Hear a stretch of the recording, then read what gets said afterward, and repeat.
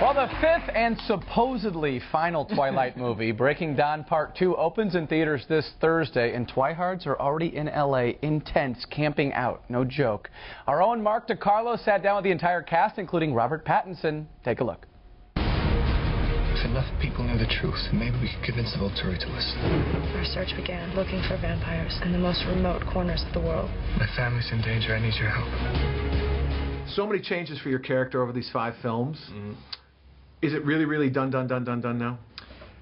Apparently. A lot of people ask me, so I've heard there's going to be another one. I was like, I don't know. I just hope I hope they don't. If they do another one within the next year, I really hope they don't just recast me, because that would be really embarrassing. Like in the 6th film, we needed to recast desperately. He was looking so old. If you were going to write a plot for a next film, where else is there to go, do you think? I kind of like the idea of Edward just having like a midlife crisis and just becoming like a proper vampire again and killing a bunch of people and getting a Porsche. Yeah. Bella's got to deal with it. She's just like, he can't stop. I don't know you anymore. You just keep killing people all the time. You don't understand me, Bella. I've had a bad habit of underestimating you. Every obstacle you faced, I think you couldn't overcome. And you just did. I think the only film legacy that you can compare these films to, because they're really more than a film, no one would know more than you, they're a phenomenon, is the Bond franchise. Do you see a similarity between these two franchises? No.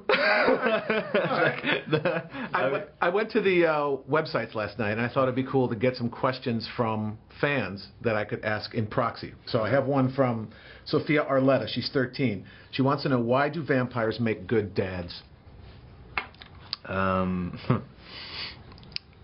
They don't have to sleep, so they never complain about that.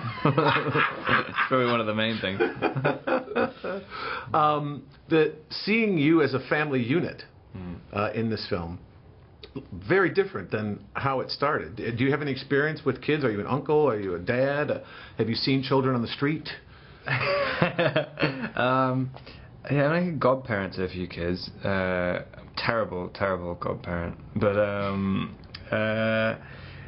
no, I mean, I like kids. I like working with them as well. It's kind of, I find it quite easy.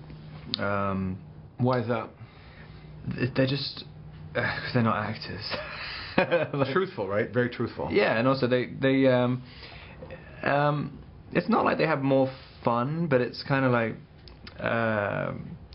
yeah, they're not, they kind of, yeah, they're very honest about what they're being told to do, and they're kind of, even when they think it's something stupid, it's kind of funny.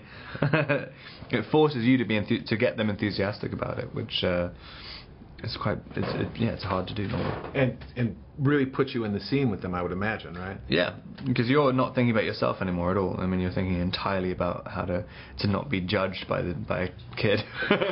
Get a thumbs down from someone.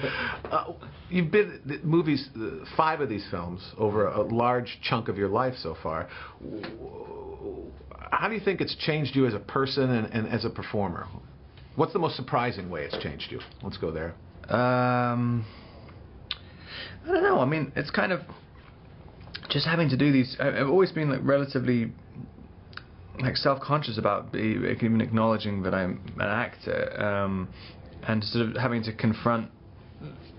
to play such a specific part to a huge audience all the time. It really forces you to confront a lot of fears about you as a performer. Yeah. How so? Because clearly they're very successful. Oh yeah, right? but I mean it's because you can't there's only a few places you can go with the part. True. It forces you to really think about it, and you actually have to try and find something within yourself, whereas and actually act. Whereas that's a terrible answer.